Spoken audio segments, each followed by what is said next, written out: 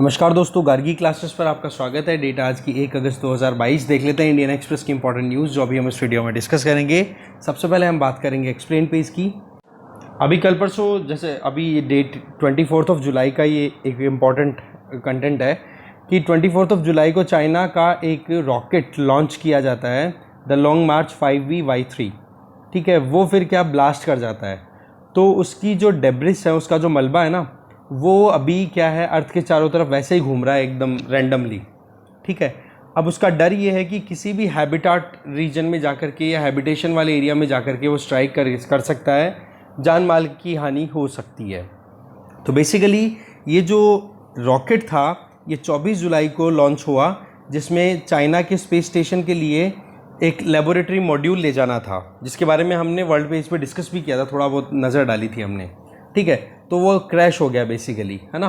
तो ऐसे में रॉकेट डेब्रिस की अगर बात करें तो यहाँ पर जनरली जो भी रॉकेट लॉन्च किए जाते हैं तो उनमें जो फर्स्ट स्टेज जो होती है ना, फर्स्ट स्टेज वो बहुत हैवी होता है। हैवी क्यों? क्योंकि अर्थ की ग्रेविटी के बाहर निकालने का जो काम करता है वो मेजरली फर्स्ट स्टेज ही करता है किसी भी रॉकेट का। ठीक है, तो ये जो फर्स्ट स्टेज जो थी ना रॉकेट की, वहीं पर ही एकदम से रॉकेट में हो गया ब्लास्ट। ठीक है, और अब वो अनकंट्रोल्ड मैनर में रोटेट कर रहा है अर्थ के चारों तरफ। अब वो कभी भी आकर के किसी भी लैंडमास पे या कहीं पे भी जाके गिर सकता है। अब नॉर्मल सर्कमस्टांसेस में देखा जाए ना, तो जब एटमॉस्फेयर का एंड आता है, ये मानो जब यूँ मानो कि ऑर्बिट में जब लोकेट करने की बात आती है जब सैटेलाइट को, तो जब उससे बहुत पहले ही फर्स्ट जो स्टेज है वो क्या करती है, सेपरेट हो जाती है, और बाकी बचा हुआ सेकंड स्टेज ऑपरेट होकर के और सैटेलाइट को आगे ले जाता है। और फर्स्ट स्टेज वहीं पर एक प्रॉपर ट्रेजेक्ट्री के थ्रू जाकर के और ओशियंस में जाके गिर जाती है। ठीक है, तो इसमें कोई लॉस नहीं होता इतना ज़्यादा। पर अभी जो ब्लास्ट हो गया ना, वो अपने आप में बहुत ज़्यादा है। क्यों? क्योंकि अनकंट्रोल्ड मैनर में ये जो चाइना का मार्च 5B रॉकेट है, लॉन्ग मार्च 5B, इसका जो फर्स्ट स्टेज का जो मटीरियल है वो जो है वो फ्रीली रोटेट कर रहा है एटमॉस्फेयर में, तो इसके लिए कहीं ना कहीं खतरा बना हुआ है। अब देखो, किसी भी कंट्री के द्वारा अगर इस तरीके से कोई भी स्पेसशिप लॉन्च किया जाता है ना, तो उनके लिए क्या कोई सिस्टम है इन डेब्रिस की वजह से किसी को नुकसान हो या फिर कोई जिम्मेदारी की बात हो, तो उसके लिए देखो स्पेस लाइबिलिटी कन्वेंशन ऑफ 1972, इसमें सीधा ये है कि जो भी स्टेट ये इस तरीके की लॉन्चिंग करता है उस स्टेट की ही जिम्मेदारी होगी, दैट मीन्स उस कंट्री की ही, उस सरकार की ही जिम्मेदारी होगी कि अगर उस स्पेस क्राफ्ट में से कुछ भी कंटेंट अगर एटमॉस्फेयर में रहता है, वो कहीं पर जाकर के कोई डैमेज करता है, किसी भी सेटलमेंट में जाकर के गिर जाए और वहाँ पर डैमेज कर देता है, तो ऐसे में देखो चाइना के रॉकेट के कुछ पार्ट्स महाराष्ट्र के 2 गाँवों में भी मिले हैं। इसके अलावा 1979 में नासा का एक 76 टन्स का स्काईलैब जो है वो आकर के गिर गया था ऑस्ट्रेलिया में। तो उसके चलते वो वैसे किसी हैबिटेशन पे तो जाके गिरा नहीं था, पर उसकी साफ़ सफाई में बहुत मतलब जो भी खर्चा हुआ वो ऑस्ट्रेलिया की वहाँ की लोकल गवर्नमेंट ने लगभग $400 का फ़ाइन किया था नासा पे। और ये जो कन्वेंशन है 1972 की लाइबिलिटी कन्वेंशन, इसके तहत केवल अभी तक एक सेटलमेंट होया हुआ है। वो कब? जब यूएसएसआर का एक सैटेलाइट लॉन्च किया गया और उस सैटेलाइट की जो डेब्रिस थी, जो मलबा था, वो जाकर के गिर गया था कहाँ? कनाडा में। तब जाकर के कनाडा ने क्लेम किया कि भाई हमारे यहाँ पर बहुत नुकसान हुआ है और इसके बदले में आप हमें कॉम्पनसेशन दो। तो कनाडा को यूएसएसआर के द्वारा कैनेडियन डॉलर 3 मिलियन पे किए जाते हैं। तो पहला ऐसा इंसिडेंट है इकलौता। अब देखने वाली बात यह कि चाइना का ये जो ब्लास्ट हुआ है लॉन्ग मार्च 5B में, इसके रिजल्ट के तौर पे ये जो डेब्रिस है ये कहाँ जाके गिरती है, क्या होता है इसका, उसके हिसाब से आगे देखा जाएगा। बाकी ये सिस्टम आप थोड़ा ध्यान रखना कि भाई इस तरीके से अगर स्पेस में कोई मलबा क्रिएट हो जाए तो उसका कॉम्पनसेशन लेने के लिए क्या कन्वेंशन है इंटरनेशनल लेवल पे। ठीक है, तो ये है लाइबिलिटी कन्वेंशन ऑफ 1972। नेक्स्ट है, देखो एक ड्रग जो है जिस पे इन्वेंशन चल रहा है, तो ऑस्ट्रेलिया की मोनाश यूनिवर्सिटी है, वहाँ पर स्टडी ने ये बताया है कि एक ड्रग है जिसका नाम है GSK123, जो कि यूएसए में ऑलरेडी अप्रूव्ड है। पर हाँ, डायबिटीज़ के ट्रीटमेंट के लिए यूज़ नहीं की जा रही है ड्रग, किसी और बीमारी के लिए यूज़ की जा रही है। पर इस ड्रग का अगर यूज़ किया जाए तो उससे थोड़ा सा इंसुलिन जो है वो क्रिएट हो जाता है बॉडी में। दूसरी चीज़ कि जो हमारा पेनक्रियाज है, अग्नाशय है, उसमें जो सेल्स हैं, बीटा सेल्स बोलते हैं, जिनका काम है इंसुलिन को प्रोड्यूस करना, जो कि हमारे ब्लड में ग्लूकोज लेवल को मेंटेन करता है। तो बेसिकली जो इंसुलिन का प्रोडक्शन रुक जाता है, तो उन पेशेंट्स में अभी सर्वे एक तरीके से ये रिसर्च किया गया, एक्सपेरिमेंट किया गया कि डायबिटिक पेशेंट जो हैं उनके पेनक्रियाज में जो बीटा सेल जो डेड हो चुकी है, जो इंसुलिन प्रोड्यूस करती है, उनकी जगह पे स्टेम सेल्स दूसरी ला करके इंस्टॉल कर दी जाए। इंस्टॉल का मतलब वहाँ पे उनको अटैच कर दिया जाए, तो ब्लड इंसुलिन रिप्रोडक्शन स्टार्ट हो जाता है, इंसुलिन का प्रोडक्शन शुरू हो जाता है। तो देखो, इंसुलिन बेसिकली हार्मोन है, राइट। बीटा सेल्स जो पेनक्रियाज में होती हैं वो प्रोड्यूस करती हैं। काम क्या है? ब्लड में जो शुगर लेवल है उसको कंट्रोल करने का काम करता है ये। नॉर्मली देखा जाए तो टाइप 1 डायबिटीज़ पेशेंट्स जो होते हैं उनमें बीटा सेल जो हैं वो इंसुलिन की क्वांटिटी या तो बहुत कम प्रोड्यूस कर पाती है या कर ही नहीं पाती। तो इस चक्कर से ब्लड में जो शुगर लेवल है वो कंट्रोल में नहीं आता, ठीक है।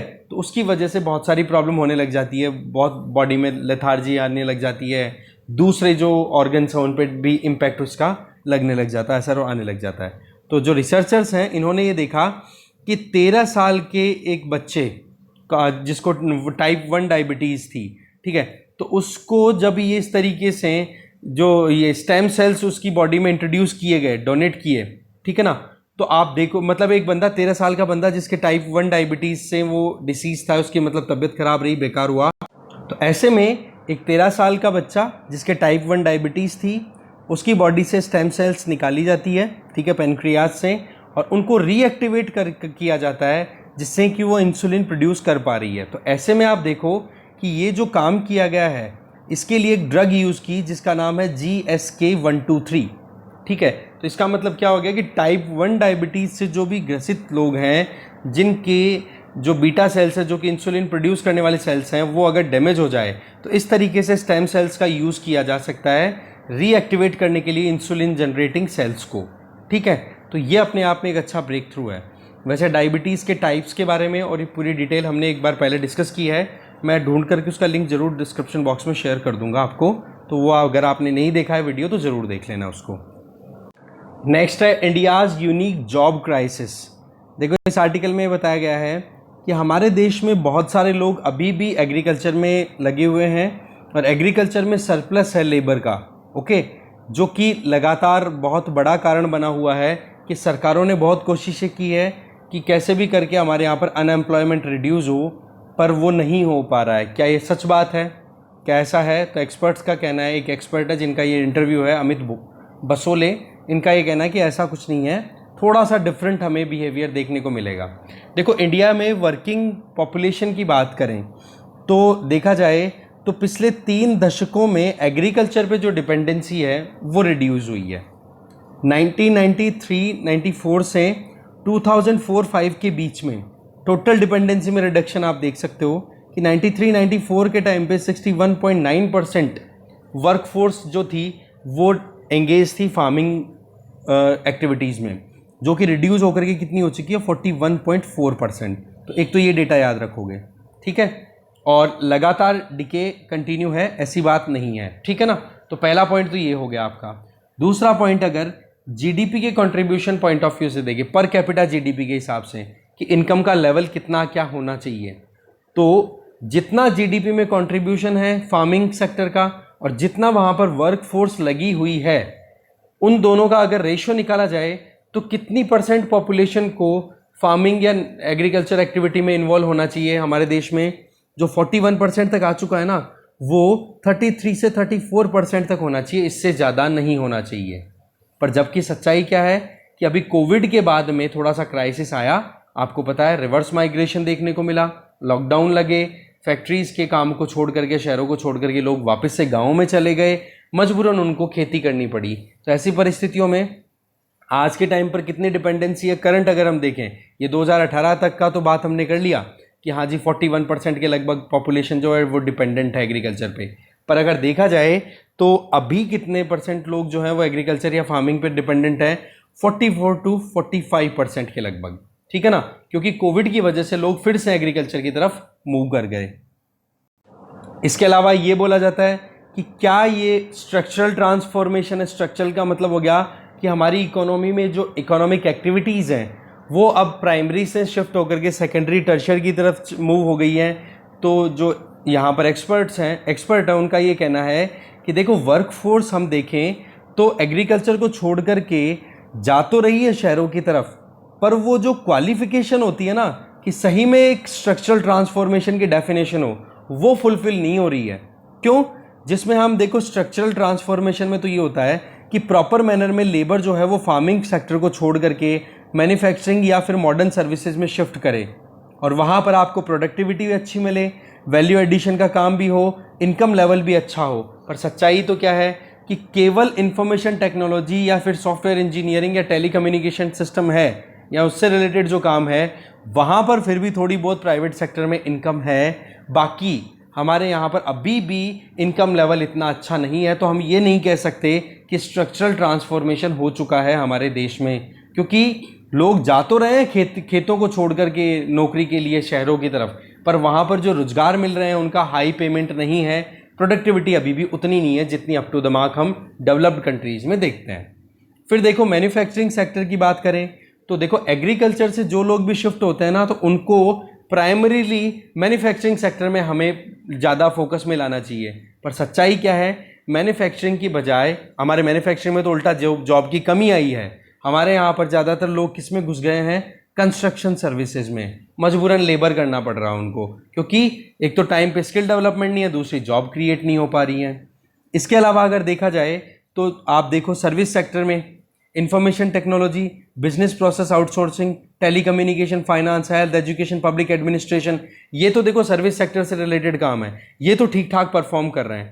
पर जो दूसरे लेवल के काम की बात करें जैसे सिक्योरिटी स्टाफ, ट्रांसपोर्ट, है ना, इसके अलावा सैनिटेशन से रिलेटेड काम हो गया, तो रिटेलिंग का काम हो गया, बोला उनमें जॉब्स तो हैं पर वही बात है सैलरी अच्छी नहीं मिल पा रही है। अब देखो एक और प्रेवलेंस हमें देखने को मिल रही है इंडिया में, क्या कि ऑर्गेनाइजेशन, हम बोल तो रहे हैं कि ऑर्गेनाइज सेक्टर में मूव करना चाहिए, ऑर्गेनाइज्ड इकोनॉमी होनी चाहिए, फॉर्मल इकोनॉमी होनी चाहिए इनफॉर्मल की बजाय। पर सच बात यह है कि ऑर्गेनाइज सेक्टर को छोड़ करके मजबूरन लोग इनफॉर्मल या अनऑर्गेनाइज सेक्टर में जा रहे हैं, जहां पर 10 या 10 से ज़्यादा वर्कर्स काम करते हैं। वहां पर देखो गवर्नमेंट के रूल रेगुलेशंस फॉलो किए जाते हैं, जहां पर पेड लीव्स भी मिलती हैं, social security, insurance, health insurance, ये सारी चीज़ें आपको टाइम पे मिलती है। पर सच बात यह है कि अनऑर्गेनाइज सेक्टर की तरफ ज़्यादा मूवमेंट देखने को मिल रहा है और इकोनॉमी में भी बहुत हद तक पार्टिसिपेशन अनऑर्गेनाइज सेक्टर का ही देखने को मिलता है। तो इन सारी परिस्थितियों को देखते हुए हमें क्या लगे कि स्ट्रक्चरल ट्रांसफॉर्मेशन है पर बहुत ही कमज़ोर और बहुत ही स्मूथ है, बहुत धीरे है, मतलब जितना होना चाहिए। तो कहने का मतलब यहाँ पर आ रहा है कि गांव के लोग जो हैं वो अपनी एक्टिविटीज़ को छोड़ करके, कौन सी फार्मिंग एक्टिविटीज़ को छोड़ करके, जो एक्सेस में लेबर है, ऐसा नहीं सभी आ जाएं, जो एक्सेस लेबर है वो शहरों में आए और यहाँ पर high value added non farm activities जैसे कि स्पेसिफिक मैन्युफैक्चरिंग और मॉडर्न सर्विसेज में लगे, तब जाकर के उनका वो स्विचिंग है वो प्रॉपर माना जाए, जो कि कुज़नेट्ज़ प्रोसेस के तौर पे देखा जाता है। देखो अमेरिकन इकोनॉमिस्ट जिनको 1971 में नोबेल प्राइज़ मिला था, ठीक है, साइमन कुज़नेट्ज़, उनका यही कहना था कि भाई जो रूरल एरिया में पॉपुलेशन ज़्यादा है और वहाँ पर रिसोर्सेज की कमी है, तो ऐसी परिस्थितियों में उन लोगों को रिलोकेट करना चाहिए सिटीज़ की तरफ और वहाँ पर वो मॉडर्न मैन्युफैक्चरिंग और सर्विस सेक्टर में लगेंगे तो ऑटोमेटिकली इकोनॉमिकल ग्रोथ हो पाएगी एक कंट्री की। पर ये चीज़ हमारे यहाँ पर एप्लीकेबल नहीं है। हमारे यहाँ पर एप्लीकेबल क्या है, बेस ये जो अपना खुद का वर्क बता रहे हैं, बेसोल वर्क, ठीक है, इसमें ये बताया, मतलब जो एक्सपर्ट है ना, ठीक है, बेसोल, अमित बेसोल जिनका इंटरव्यू चल रहा है, उनका ये कहना है कि हमारे यहाँ पर लेबर ट्रांसफ़र तो हो रहा है पर इनफॉर्मल इकोनॉमी में हो रहा है, लो प्रोडक्टिविटी वाली इनफॉर्मल इकोनॉमी में, ना कि कुज़नेट्ज़ कर्व को फॉलो करते हुए ट्रांसफॉर्मेशन हमारे देखने को मिल रहा है। तो ओवरऑल जॉब्स तो हैं, जॉब ले भी रहे हैं, पर जो पैसा जितना चाहिए उतना नहीं मिल रहा है, लो पेड सर्विसेज हैं, कंस्ट्रक्शन साइट्स पे काम करने को पड़ रहा है मजबूरन, ठीक है। तो ये वीक स्ट्रक्चरल ट्रांसफॉर्मेशन है जिसकी वजह से हमारे इकोनॉमी में जो एक आउटकम आना चाहिए वो भी नहीं आ रहा है। दूसरी चीज़ कि गांव के लोग जब अपने गांव को, खेत को छोड़ करके शहरों में आकर के काम करते हैं तो उनको इतनी इनकम नहीं मिल पा रही है, इस वजह से मजबूरन उनको मल्टीपल लाइवलीहुड्स पे डिपेंडेंट होना पड़ रहा है। इसका मतलब क्या हो गया कि बहुत सारे कामों को एक साथ करना पड़ रहा है। खेती भी करते हैं, चाहे छोटा सा खेत है उस पर खेती कर ली 2-4 जनों ने, बाकी बचे हुए जो लोग हैं वो शहरों में आकर के काम करते हैं और वो पैसा शहरों से कमाया हुआ घर लेकर के जाते हैं, कुछ जो अनाज है वो खेत से हो जाता है। बोला इस तरीके से काम चल रहा है। दूसरा इसके आगे, जब कोविड आउटब्रेक हुआ तो गवर्नमेंट ने जो फूड राशन जो फ्री में दिया था उसके चलते बोला क्राइसिस हमारे नहीं आया, नहीं हाल हो जाता हमारा खराब।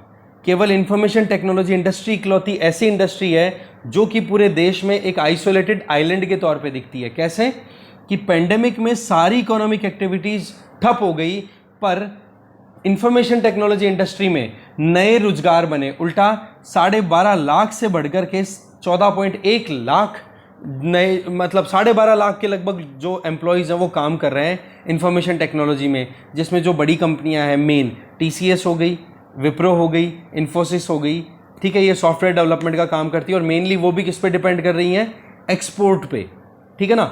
और दूसरा अगर देखें तो हमारे यहाँ पर एम्प्लॉयमेंट जनरेशन की बात करें तो इंडियन रेलवेज में लगभग 14 लाख के लगभग लोग काम करते हैं, और 3 डिफेंस सर्विसेज की बात ले लो, बोले ये 3 ऐसे ही सेगमेंट्स हैं, इनके अलावा कहीं पर भी प्रॉपर जॉब्स नहीं है जहाँ पर सैलरी अच्छी मिलती हो, जबकि IT सेक्टर में जो लोग काम कर रहे हैं उनको थोड़ी सैलरी अच्छी मिल जाती है। इंडिया का अगर सॉफ्टवेयर सर्विसेज का एक्सपोर्ट देखा जाए तो 2019-20 में था $84.64 बिलियन का, जो कि 2021-22 में बढ़कर के $109.54 बिलियन का हो गया है। तो इस केस में एक्सपोर्ट जितना ज़्यादा होगा उतना ही जॉब क्रिएशन पॉसिबल हो पाती है। तो ओवरऑल अगर देखा जाए तो अभी क्या किया जाए, देखो एक तो गवर्नमेंट अभी रिक्रूटमेंट बिल्कुल भी नहीं कर रही है, अभी रिक्रूटमेंट सारे फंसे पड़े हैं, बोले एक तो वो होने चाहिए टाइम पे। दूसरी चीज़ ये बताई जा रही है कि जहाँ जहाँ पर भी आप देखो तो ज़्यादा स्किल सेट्स की रिक्वायरमेंट है, तो ट्रेनिंग दो उनको, स्किल दो, और मैन्युफैक्चरिंग में ज़्यादा से ज़्यादा हमें एंगेजमेंट करवाने की ज़रूरत है। अब हम ये तो नहीं कह सकते कि सब लोग ही आप इंफॉर्मेशन टेक्नोलॉजी IT सेक्टर में चले जाओ, सॉफ्टवेयर डेवलपमेंट में, तो सभी लोग चले जाएंगे तो बाकी सेक्टर्स ठप हो जाएंगे और एक सेक्टर के भरोसे काम चलता भी नहीं है। कल परसों ध्यान होगा हम लोगों ने एक डिस्कशन किया था एडिटोरियल पेज पे कि इंजीनियरिंग को कैसे ग्लोरियस बनाया जा सकता है, तो उसमें उन्होंने राइटर ने क्या बताया था कि केवल सॉफ्टवेयर इंडस्ट्री के बेसिस पे काम नहीं चलेगा, कोर इंडस्ट्री सिविल हो गई, मैकेनिकल इंजीनियरिंग हो गई, इलेक्ट्रिकल इंजीनियरिंग हो गई, इनको रिवाइवल देना चाहिए, इनको भी अपडेट करने की ज़रूरत है, नहीं तो अकेले सॉफ्टवेयर के दम पे काम नहीं चलने वाला है, ठीक है। तो ओवरऑल हर तरफ से जॉब्स क्रिएट करने की ज़रूरत है, एग्रीकल्चर को भी प्रोडक्टिविटी वाइज हमें इम्प्रूव करने की ज़रूरत है। तो इस तरीके से ये है हमारे एम्प्लॉयमेंट क्राइसिस की सिचुएशन। नेक्स्ट आर्टिकल है, देखो इसमें बताया जा रहा है कि चेन्नई तमिलनाडु गवर्नमेंट के द्वारा वहाँ चेन्नई में भी 44 चेस ओलंपियाड ऑर्गेनाइज करवाया जा रहा है, वहाँ पर चेस कंपटीशन स्टार्ट हो गया है, ठीक है। तो उसमें देखो एक एडवर्टीजमेंट जो प्रिंट करवाया, तो उसमें ना तो प्रेसिडेंट ऑफ इंडिया की फ़ोटो थी ना प्राइम मिनिस्टर ऑफ इंडिया की फ़ोटो थी, बस अपनी खुद की फ़ोटो दे दी वहाँ की सरकार ने, वहाँ के खुद के चीफ मिनिस्टर थे और गवर्नर थे, उनकी फ़ोटो दे करके और इसका एडवर्टीजमेंट जो था वो सर्कुलेट किया। तो इस बात को फिर पिटिशनर ने सीधा हाईलाइट कर दिया, कहाँ, हाई कोर्ट ऑफ मद्रास में, कि आप ये बताओ कि किस तरीके से आप प्रेसिडेंट ऑफ इंडिया और प्राइम मिनिस्टर ऑफ इंडिया को इग्नोर कर सकते हो जबकि एक गवर्नमेंट के द्वारा एडवर्टीजमेंट किया जा रहा है, ना कि किसी पॉलिटिकल पार्टी के द्वारा। तो मद्रास हाई कोर्ट ने 2015 में एक सुप्रीम कोर्ट का वर्डिक्ट आया हुआ है, उस वर्डिक्ट का हवाला देते हुए कहा कि आप जो भी एडवर्टीजमेंट पर पैसा खर्च कर रहे हो वो आपको केवल अपने पॉलिटिकल गेन के लिए यूज़ करने के लिए बिल्कुल भी अलाउ नहीं किया जाएगा, ठीक है। यहाँ पर आप नेशनल इंटरेस्ट की जब बात करते हो तो उस केस में यहाँ पर प्रेसिडेंट और प्राइम मिनिस्टर की फ़ोटो भी वहाँ पर प्रिंट होनी चाहिए थी।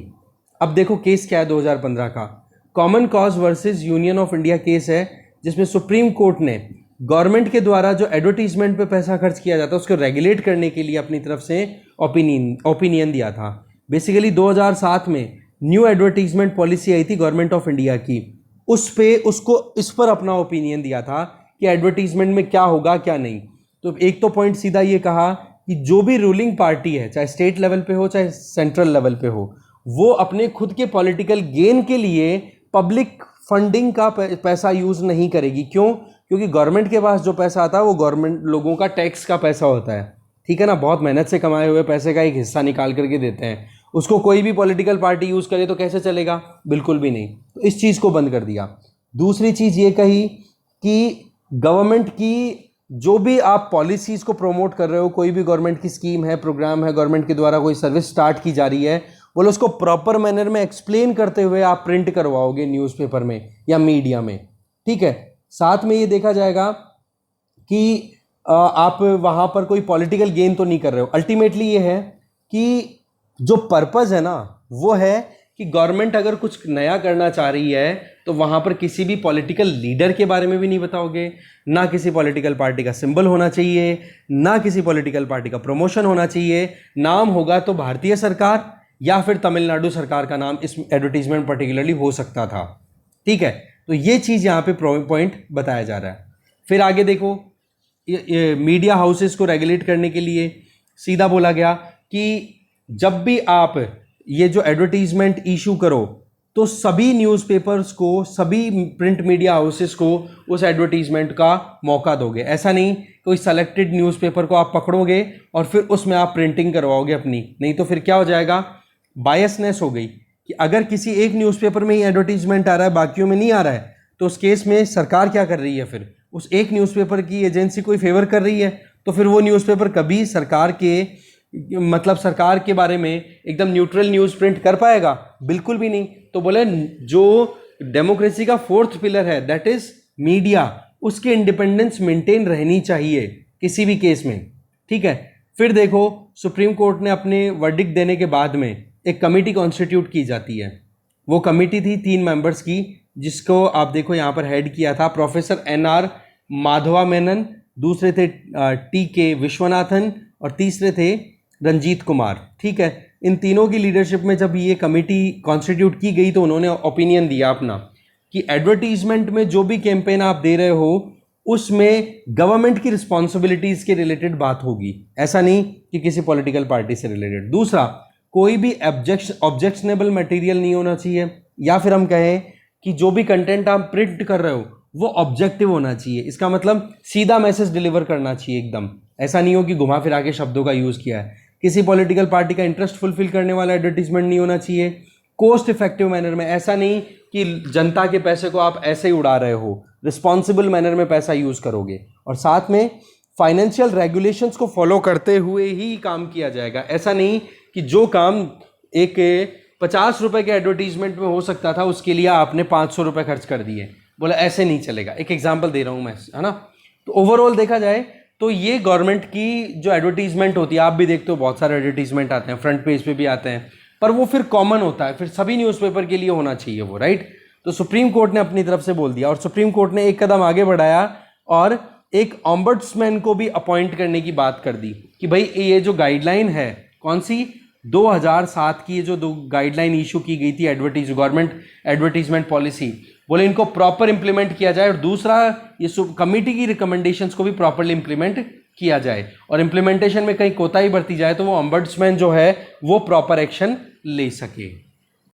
फिर आगे बात आती है कि फोटोग्राफ्स को लेकर के क्या ओपिनियन दिया सुप्रीम कोर्ट ने। सुप्रीम कोर्ट का एक ही कहना था, president, prime minister, governor, chief minister, इनकी फ़ोटो आप प्रिंट करो, कोई प्रॉब्लम नहीं है, बाकी किसी की फ़ोटो नहीं प्रिंट होनी चाहिए, ये बोल दिया।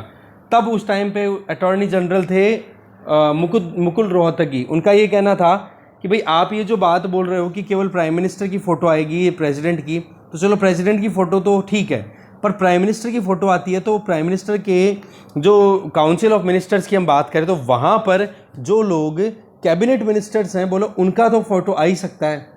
पर देखो अल्टीमेटली जो फाइनल हुआ वो यही है कि president, prime minister, chief justice of India, एक और नाम ऐड कर दिया था बाद में सुप्रीम कोर्ट ने, और गवर्नर और चीफ मिनिस्टर, इन 5 के अलावा बोलो और किसी की फ़ोटो प्रिंट होने से पहले स्क्रूटिनाइज किया जाएगा। ये पॉइंट था।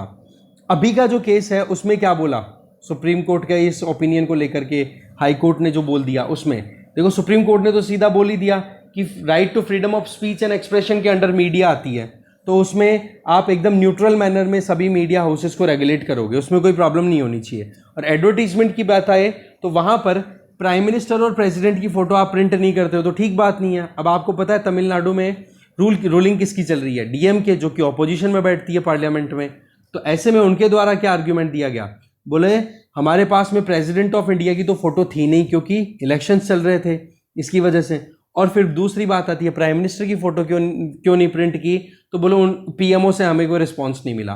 तो ओवरऑल ये एक पॉलिटिकल स्टांस था जिसको फिर बाद में तमिलनाडु मद्रास हाई कोर्ट ने एक तरीके से क्रिटिसाइज कर दिया कि बोले ये चीज़ बिल्कुल भी ठीक नहीं है, आपको प्रॉपर मैनर में गाइडलाइंस को फॉलो करनी होगी, जो कि सुप्रीम कोर्ट ने 2015 की रूलिंग में ऑलरेडी बता रखी है।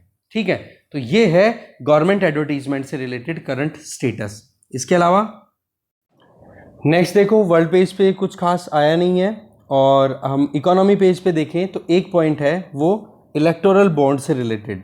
ठीक है, वो थोड़ा देखते हैं। देखो इलेक्टोरल बॉन्ड्स बेसिकली क्या होते हैं, ये देखो एनोनिमसली परचेज किया हुआ एक इंस्ट्रूमेंट होता है, जैसे इसमें मेनली जो स्टेट बैंक ऑफ इंडिया है ना उसी को ऑथराइज किया हुआ है, जिसमें जो भी कोई इंडिविजुअल डोनेट करना चाहता है किसी भी पॉलिटिकल पार्टी को तो वो एसबीआई बैंक जाएगा, इलेक्टोरल बॉन्ड परचेज करेगा और ले जा करके उस पार्टी के हेडक्वार्टर या ऑफिस में ले जा करके दे देगा, जमा करा देगा कि लो जी आप मेरी तरफ से ये ले लो। ठीक है, डोनेशन।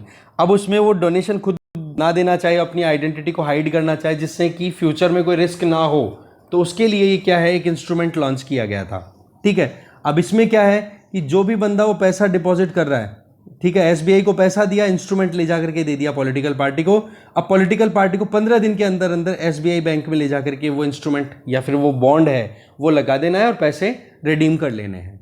तो ये एक तरीके से काम कर रहा है, ये एक तरीके का डेट इंस्ट्रूमेंट हो गया। ठीक है, इसमें क्या है कि आपने पैसा दिया, बॉन्ड खरीदा और ले जा करके दे दिया, और बॉन्ड को फिर रिलीज करवाती रहेगी पॉलिटिकल पार्टी। अब देखो बात ऐसी है कि कौन सी पॉलिटिकल पार्टीज इसके लिए एलिजिबल है, तो इलेक्टोरल बॉन्ड स्कीम के लिए एलिजिबल हैं वो पॉलिटिकल पार्टीज जो कि representation of people act of 1951 के सेक्शन 29A के अंडर में रजिस्टर्ड हैं इलेक्शन कमीशन ऑफ इंडिया के अंडर में, प्लस वो पॉलिटिकल पार्टी जो रजिस्टर्ड तो है ही, साथ में प्रीवियस जो अभी इलेक्शन हुए हैं, चाहे वो जनरल इलेक्शन हो लोकसभा के या कोई भी लेजिस्लेटिव असेंबली के इलेक्शन हुए हो, उनमें कम से कम उनको 1% वोट मिले हैं, वो पार्टी एलिजिबल हो जाएगी। ठीक है, दोनों में से कोई सा भी केस हो सकता है, या तो लोकसभा वाला हो सकता है या असेंबली वाला। ठीक है, तो वो इलेक्टोरल बॉन्ड स्कीम का फायदा उठाने के लिए एलिजिबल हो जाते हैं। तो अभी तो परिस्थिति, अभी का तो जो सीन है वो ये बताया है कि जो डोनेशन है पॉलिटिकल पार्टीज को इलेक्टोरल बॉन्ड स्कीम के बेसिस में इलेक्टोरल बॉन्ड इशू करवा करके वो लगभग 10,000 करोड़ रुपए तक का कलेक्शन अभी हुआ है। ठीक है ना, तो आप ये देखो बहुत ही बड़ा अमाउंट है ये। ठीक है, कब से कब तक का बताया हुआ है, 1 से 10 जुलाई के बीच का डेटा है, सिर्फ 10 दिन के अंदर जब इलेक्टोरल बॉन्ड वापस से रिलीज हुए, ओपन हुई थी जब ये स्कीम।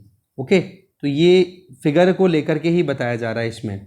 तो आपको क्या करना है, इलेक्टोरल बॉन्ड स्कीम के बारे में रिवीजन कर लेना है एक बार। ठीक है, बस बाकी कॉमनवेल्थ गेम्स चल ही रहे हैं बर्मिंघम यूके में। इंडिया ने ये 5 का स्कोर चल रहा है, 2 गोल्ड 2 सिल्वर और 1 ब्रॉन्ज। ठीक है, और बाकी देखते हैं लेटेस्ट अपडेट जो आ जाएगा। वैसे तो 3 गोल्ड हो चुके थे, सुबह देखा था। ठीक है ना, तो देख लेते हैं आगे जैसे अपडेट आएगा। फाइनल टैली हमारे लिए मैटर करेगी। चलिए, डिस्कशन यहीं ख़त्म है। Thank you very much.